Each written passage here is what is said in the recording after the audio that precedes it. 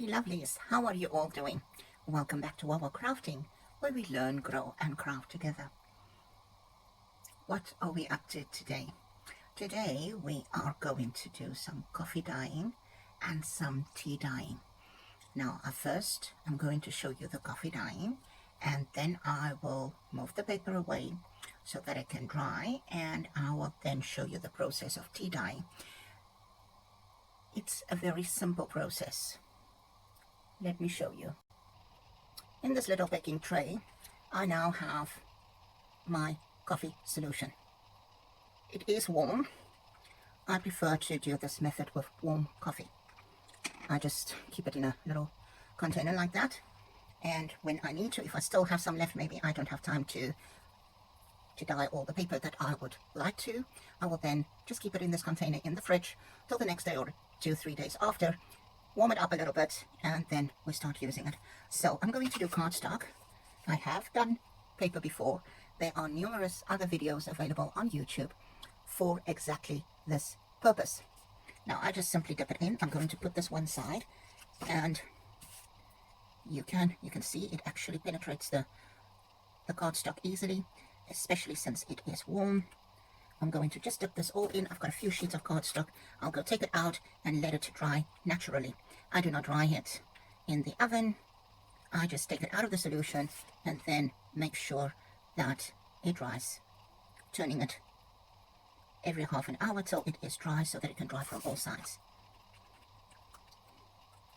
If you see your solution is getting a little bit too little to actually cover your things, you can add more solution to your baking tray. I use a baking tray because it's a bit deeper.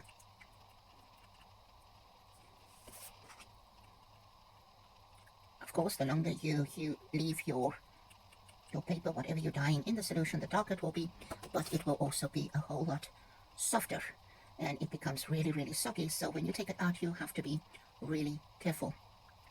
It can easily tear. If that is what you're after, that real vintage look of it being a bit torn on the sides or so forth, then go for it. My purpose today is just to show you how to do that, and I'll show you next time how I then make my paper even more vintage looking. This is now becoming a little bit shallow. Yes, your fingers will be discolored, but it's not something that bothers me. If it will bother you, or you maybe have an allergic reaction, then do use. I'm also going to use envelopes to stain, but I just want to open it up so that it doesn't glue down.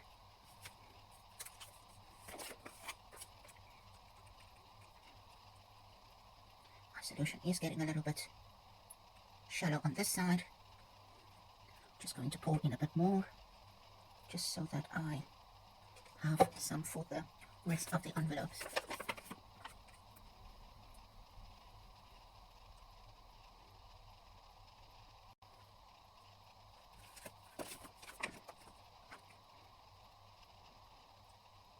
And then when I'm back, I will be dyeing some index cards, and that will be with tea.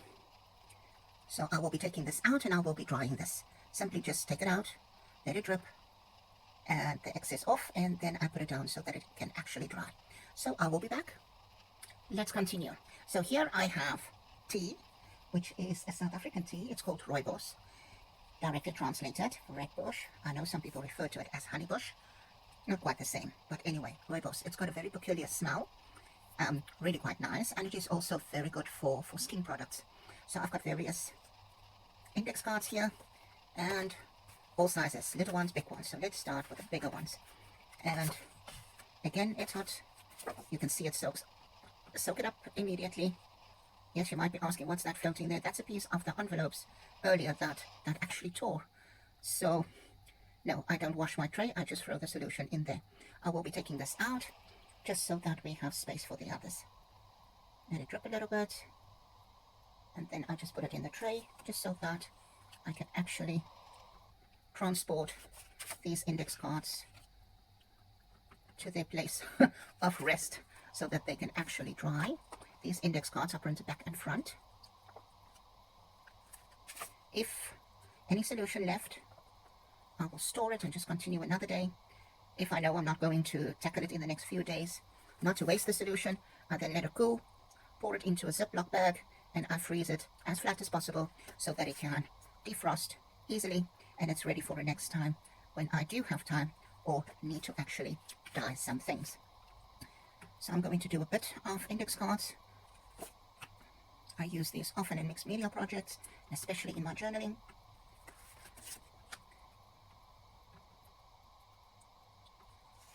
I have two of the bigger ones.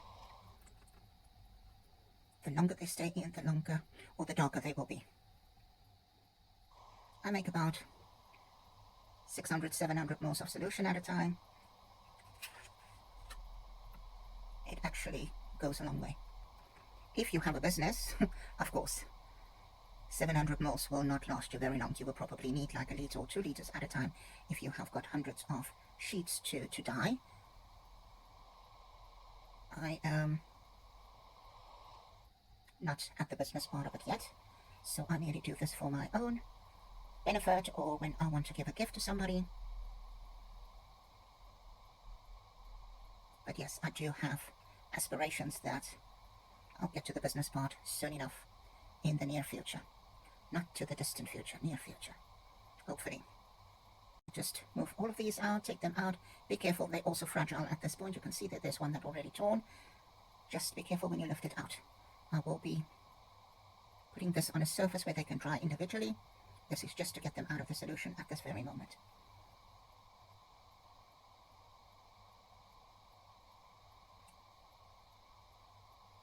You can first put it on a dark towel or one that you don't care about, because tea and coffee will definitely stain that. Yes, you can also stain lace and muslin, cheesecloth, linen, some ribbon with the same solution.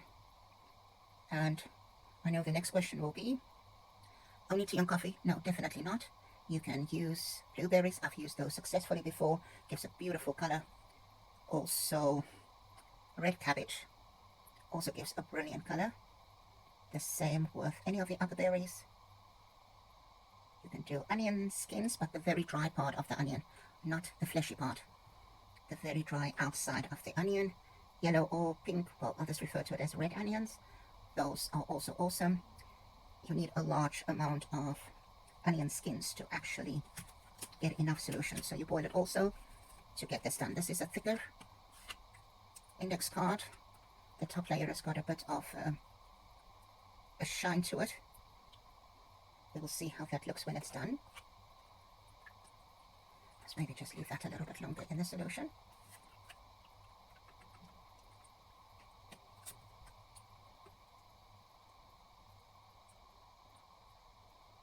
It's very hot where I am, so it will dry quickly.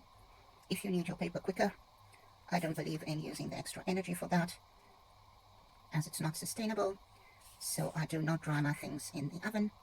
I just leave it out overnight, or if I do this early in the morning for the day, and then late afternoon, they are completely dry. I do, however, turn them every half hour, let them first drip so that all the liquid drains, and then I actually put it on other paper that I also would want to stain, and let that drip and absorb some of the solution. That way, the drying time is also shorter.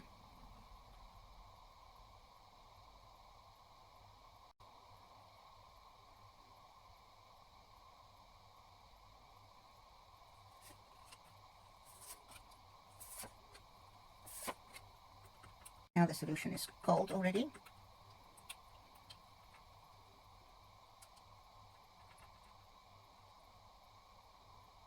As I said earlier, I prefer to do it with a hot solution. Please, just don't burn your fingers. Don't dip it in while it's still boiling hot, because you are going to injure yourself. So be careful. Pour it out, and then from there you can dip it into your tray.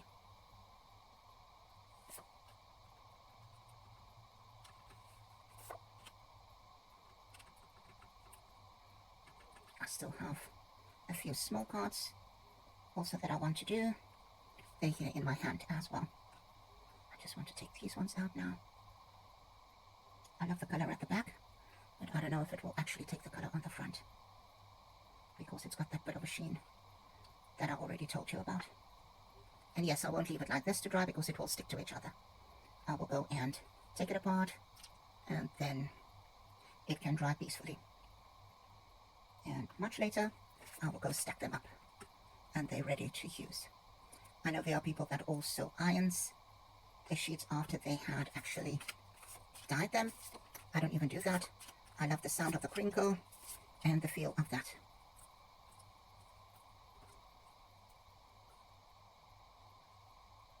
See, if you don't lift it up, they do stick to each other. So you cannot let it dry like this. You will have one thick piece of paper by the end of this. Just going to dip this all in.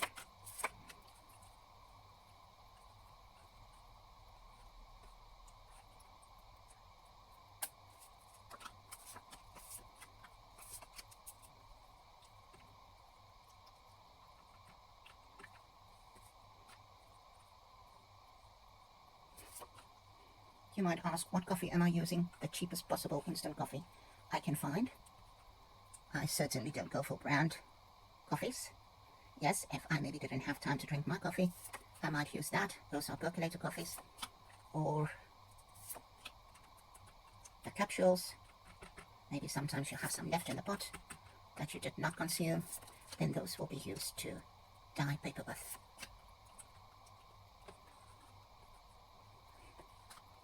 And there we have the lot. So this now needs to just go dry.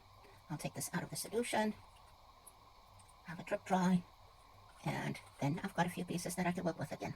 Can be included, can be used for clusters, can make tags with it, pockets, you can tear parts of it. It's up to you how you want to. And yes, my fingers are a little bit stained, but it's not a problem. Thank you for joining me. Please go try this for yourself. Tag Wobble Crafting on social media if you do, so that we can see your makes and we can learn from each other.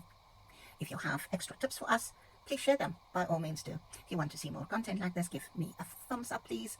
And as always, I'll be appreciating it if you subscribe to my channel too. If you haven't done so yet, please hit that notification bell so that you can be notified of new content. See you back soon. Goodbye.